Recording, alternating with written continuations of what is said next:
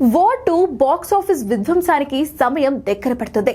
Hrithik Roshan, junior NTR కలిసి నటిస్తున్న ఈ చిత్రం ఆగస్టు 14న హిందీ, తెలుగు, తమిళ భాషల్లో పాన్ ఇండియా ఫిల్మ్ గా విడుదల కానుంది.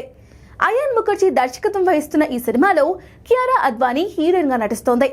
యష్ రాజ్ ఫిల్మ్స్ పై ఆదిత్య చోప్రా భారీ బడ్జెట్ తో నిర్మిస్తున్నారు. తెలుగులో ఈ సినిమాను సితారా ఎంటర్టైన్మెంట్స్ అధినేత నాగవంశీ రిలీజ్ చేస్తున్నారు.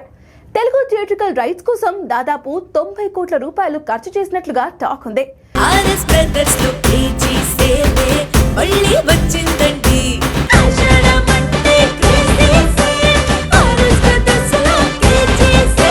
అన్ని రకాల వస్త్రాలపై up to 70% discount. RS Brothers లో ఆషాఢం కేజీ సేల్ మళ్ళీ మొదలైంది. మరెన్నో క్రేజీ ఆఫర్స్ ఖైదు చేయండి ఆర్ఎస్ బ్రదర్స్.